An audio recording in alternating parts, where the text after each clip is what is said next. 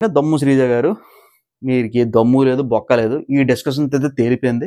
అంత క్లోజ్‌గా మాట్లాడుతున్నారు. లైవ్ కంప్లీట్‌గా వాచ్ చేస్తేనే తెలుస్తది అది. అంటే భరణి గారికి డైరెక్ట్‌గా పిడేసేస్తారు అసలు మాస్ మ్యాన్. నాకు అదే షాక్. అదేంటంటే మర్యాద మనీష్ గారు వీళ్ళందరిని కూడా ఇన్‌ఫ్లుయెన్స్ చేసేస్తున్నాడు. హాయ్ ఫ్రెండ్స్, ఈ వీడియో అనేది చాలా అంటే చాలా ఇంట్రెస్టింగ్ అయితే ఉంటుందండి. బిగ్ బాస్ మనకి టాస్క్ అయితే అప్పచెప్తారనమాట. టాస్క్ అని కాదు, ప్రయోజనం. ఒక ప్రయోజనం ఎవరికి? కామనర్స్‌గా ఉండి మనకి ఓనర్స్ హౌస్‌లోకి అయితే వెళ్ళారు కదా, వాళ్ళకైతే అనమాట. ఏంటంటే ఈ హౌస్‌లో అంటే సెలబ్రిటీస్ ఎవరు ఈ హౌస్‌కి సెట్ కారు అని చెప్పేసి. ఇది చాలా ఇంట్రెస్టింగ్ డిస్కషన్ అండి. నేను ఉదయం నుంచి అయితే లైవ్ అయితే చూస్తాను అనమాట. సంజన గారి మీద అందరైతే పడిపోతారు. దీని గురించి ఈ టాపిక్ గురించి అయితే క్లియర్‌గా ఈ వీడియోలో చెప్తాను. పాయింట్ టు పాయింట్ అయితే మాట్లాడుకుందాం. కంప్లీట్‌గా చూడండి. చూసే ముందు లైక్ చేయండి. లేదనుకుంటే మధ్యలోని కరెక్ట్‌గా చూసినట్లయితే మీకు ఎక్కడ లైక్ చేయాలనిపిస్తుంది అక్కడ లైక్ చేయండి. కంప్లీట్‌గా చూడండి ఫ్రెండ్స్. ఇంకా let's start the video. Friends, ఇంకా బిగ్ బాస్ అయితే మైక్‌లోనైతే అనౌన్స్‌మెంట్ చేస్తారనమాట. అందరూ కూడా వచ్చి లివింగ్ హాల్లోనైతే కూర్చోండి అని అయితే అంటారనమాట. అందరూ వచ్చి లివింగ్ హాల్లోనైతే కూర్చుంటారండి. హాల్లో కూర్చున్న తర్వాత మనకి కామనర్స్ ఓనర్స్ అయిపోయారు కదా, ఓనర్స్ హౌస్‌లో అయితే ఉన్నారు కదా, ఓనర్స్‌కి మీకు ఇంకొకటి కూడా ఇస్తున్నాను. అదేంటంటే ఈ హౌస్‌లో ఎవరు అనర్హులు, సెలబ్రిటీస్ ఉన్నారు కదండి టెనెంట్స్, దాంట్లోనే ఎవరు అనర్హులు అని అయితే చెప్పని చెప్తారన్నమాట. ఇంకా ఇక్కడి నుంచి అయితే డిస్కషన్ అయితే మొదలవుతుందన్నమాట. రొట్టె డిస్కషన్ నన్ను అడిగితే ఇక్కడ సంజన గారిని మెయిన్ అయితే టార్గెట్ అయితే చేస్తారండి. ఫస్ట్‌లోనే అంటే నిన్న రాత్రి డిస్కషన్ ఏం జరిగిందంటే వంటొచ్చు అని అంటారు ఫస్ట్ స్టార్టింగ్‌లో. సంజన గారు వంటొచ్చు, మీకు ఏటి కావాలి? మీకు బిర్యానీ కావాలా? బెండకాయ కూర కావాలా? ఆ కూర కావాలా? ఈ కూర కావాలంటే సంజన గారు అడుగుతారు. అదేంటి ఏదో ఫన్నీ టాస్క్‌లని అడుగుతారని చెప్పేసి లైవ్ చూస్తున్న ప్రతి ఒక్కరికి కూడా తెలుస్తది. ఓకేనా? తర్వాత ఉదయాన్నే హాట్ వాటర్ ఇస్తాను, ఉదయాన్నే టీ ఇస్తాను, ఉదయాన్నే కాఫీ ఇస్తాను అని చెప్పేసి అంటారు. దాని తర్వాత నిజంగా ఉదయం వచ్చేసరికి చేయండి మేడం అంటే నాకు వంట రాదని అయితే అంటాం. నెక్స్ట్ అదొక పాయింట్ అయితే మొత్తం అందరూ కూడా చర్చిస్తారనమాట. మాస్క్‌మ్యాన్ హరీష్ గారు, దమ్ము శ్రీజ గారు, డిమాండ్ పవన్ కళ్యాణ్, ప్రియా గారు, ఓకేనా? వీళ్ళందరూ కూడా చర్చించుకుంటారనమాట. చర్చించుకున్న తర్వాత కరెక్టే ఆవిడ ఫేకు. ఇందాకల కూడా ఓనర్ హౌస్‌లోకి పర్మిషన్ లేకుండా టెనెంట్స్ లోపలికి వెళ్ళకూడదు. ఈ పాయింట్ కూడా తీసుకొచ్చి శ్రీజ అయితే మొహం మీద పడేసేస్తదనమాట. ఓకేనా? ఇంకా అందరూ కూడా ఇది కూడా కరెక్టే. మెయిన్ ఇన్‌ఫ్లుయెన్స్ చేసింది ఎవరినంటే మర్యాద మనీష్ గారు అయితే వీళ్ళందరినీ కూడా ఇన్‌ఫ్లుయెన్స్ అయితే చేసేస్తున్నాడు. మీకు అర్థమవుతుంది. మెయిన్ మర్యాద మనీష్ గారు వీళ్ళందరినీ కూడా ఇన్‌ఫ్లుయెన్స్ చేసేస్తున్నాడు. అసలు లైవ్ చూసినోడు ఎవడికి కూడా సంజన గారు ఫేక్ అని చెప్పి ఎవడికి తెలీదు. నా దృష్టిలో అయితే సంజన గారు ఫేక్ కాదండి. మీరు కిందైతే కామెంట్ సెక్షన్‌లో వేసుకోండి కానీ సంజన గారు అయితే ఎటువంటి ఫేక్ కాదు. ఆవిడ ఉన్నది చెప్తాను. ఫేక్ అయితే మనకు తెలిసిపోద్ది కదా! వాళ్ళకి ఇంట్లో ఉన్నోళ్ళకి ఆ సినారియో కనబడుతుంటే బయట ప్రొజెక్ట్ అయ్యింది మాత్రం లైవ్ టు లైవ్ మాకైతే ప్రొజెక్ట్ అయితే కనబడుతుంది. నాకు ఎటువంటి సంజన గారు అయితే ఫేక్ అయితే మాకైతే కనిపించట్లేదండి. ఇంకోటి ఏంటంటే భరణి గారికి డైరెక్ట్‌గా పిడేసేస్తారు మాస్ మ్యాన్. నాకు అదే షాక్. అదేంటంటే నాకెందుకో భరణి గారు ఈ హౌస్‌లోని ఉండకూడదు అనిపిస్తుంది. అంటే వెంటనే మనకి దమ్ము శ్రీజ గారు ఏమంటారంటే, అవునండి. మనకి నాగార్జున గారు తర్వాత ఏంటంటే మనకి భరణి శంకర్ గారు వచ్చినప్పుడు ఏంటంటే ఈ లాకెట్ గురించి చిన్న డిస్కషన్ అయితే అవుతది. ఆ లాకెట్ ఇక్కడ వదిలేయాలి. లేదనుకుంటే హౌస్‌లోకి అయితే నేను పంపించము అని అయితే నాగార్జున గారు అయితే అంటారండి. భరణి గారు అంటే లేదు నేను హౌస్‌లోకి వెళ్ళిపోతాను అని చెప్పేసి అయితే వెళ్ళిపోతాడు. వెళ్ళిపోయిన తర్వాత మన నాగార్జున గారే పిలుస్తారు బర్నీ గారిని. బర్నీ గారు రారు. మీకు అర్థమైందా? బర్నీ గారు రారు. నాగార్జున గారు పిలుస్తారన్నమాట. పిలిచిన తర్వాత బిగ్ బాస్ అయితే ఒప్పుకున్నారు అని అయితే అంటారన్నమాట. వచ్చిన తర్వాత అది ఓపెన్ చేసి లాకెట్ ఉంటుంది. Gold locket. గోల్డ్ చైన్ అనమాట. అది మదర్ సెంటిమెంట్ కావచ్చు, లేకపోతే వాళ్ళ వైఫ్ సెంటిమెంట్ కావచ్చు, ఇంకో లేదా సెంటిమెంట్ కావచ్చు. ఎవరి సెంటిమెంట్లు ఆళ్ళవే. అది చాలా ఇంపార్టెంట్ అయ్యి ఉండొచ్చు బర్నీ గారికి. ఎందుకంటే బర్నీ గారితో నేను పనిచేశాను కాబట్టి నాకు తెలుసు. మీకు ఫోటో వేస్తున్నాను కావాలంటే చూసుకోండి. ఓకేనా ఫ్రెండ్స్? అదేంటంటే సెంటిమెంట్. చాలా సెంటిమెంట్. అదేంటంటే అతని నోటితోనే చెప్పించాలి. ఇంకా బిగ్ బాస్ గారు ఆ గోల్డ్ చైన్ గురించి చెప్పించలా. ఆ గోల్డ్ చైన్ గురించి చెప్పించలేదు. ఓకేనా? ఇప్పుడు ఏంటంటే ఇతను కావాలనే స్టేజ్ మీద అంత పర్ఫార్మెన్స్ ఇచ్చాడు అని చెప్పేసి దమ్ము శ్రీజ గారు పెడతారనమాట. కావాలనే కంటెంట్ కోసం భరణి శంకర్ గారు ఈ విధంగా క్రియేట్ చేశారు. ప్రజల్లోకి దూసుకెళ్దామని చెప్పేసి. నాకు అక్కడేదో ఫేక్ అని అనిపించింది అని అయితే అంటారనమాట. ఇంకా డిమాండ్ పవన్ మీ అందరూ మాట్లాడుతున్నారు, నేను మాట్లాడొద్దా అని అయితే అంటారనమాట. అప్పుడు సుమన్ శెట్టి తీసుకొస్తారు. సుమన్ శెట్టి నిజంగా ఇక్కడ టూ గుడ్ అయితే అనిపించారు అందరూ కూడా. ఏంట్రా అంటే సుమన్ శెట్టి ఏ టాస్క్లో కూడా పార్టిసిపేట్ చేయట్లే. ఉదయం నుంచి ఏ టాస్క్లో కూడా పార్టిసిపేట్ చేయట్లేదు. అలాగే ఉంటున్నాడు సేమ్ సుమన్ శెట్టి.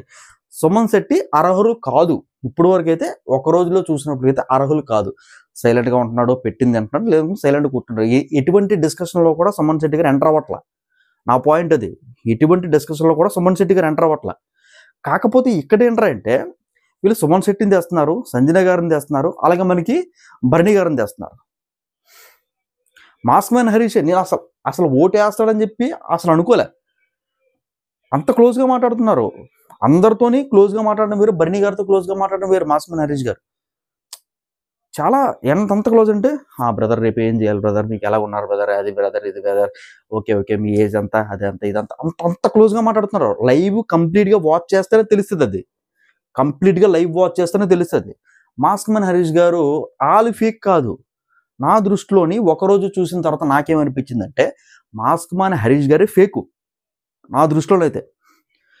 ఇంకా ఇతన్ని ఎందుకు పంపించాలి అనుకుంటాడంటే ఇతనే స్ట్రాంగ్ కంటెంటర్ అక్కడ. అందరూ మీకు అర్థమవుతుందా? ఇమాన్యుయల్ కానీ, లేదనుకుంటే సింగరోడ్ వచ్చారు కదా రామరావుతో అతను కానీ, లేదనుకుంటే వీళ్ళందరూ ఈజీ వీళ్ళకి, ఓకేనా. ఎవరెవరు ఇమాన్యుయల్, తర్వాత ఏంటంటే రీతు చౌదరి, తర్వాత రామరావుతాడు, నెక్స్ట్ ఏంటంటే మనకి శ్రేష్ఠ వర్మ, నెక్స్ట్ ఏంటంటే మనకి పేర్లు గుర్తుండిపోయాయి, సంజన గల్రాని, నెక్స్ట్ ఏంటంటే మనకి లక్ష్బాప మొత్తం వీళ్ళందరూ కూడా భరణి గారితో పోల్చుకుంటే వీళ్ళందరూ కొద్దిగా వీక్ కంటెస్టెంట్స్. నా పాయింట్ అది. సో ఇటు భరణి గారిని తగిలేద్దామని చెప్పేసి వీళ్ళ ప్లాన్ వీళ్ళది. నాకైతే అదే అనిపించింది. మీరు క్లారిటీగా లైవ్ చూస్తే మీకు కరెక్ట్గా అయితే అర్థమవుతుంది. అదండి నా పాయింట్ ఏంటి అదనమాట.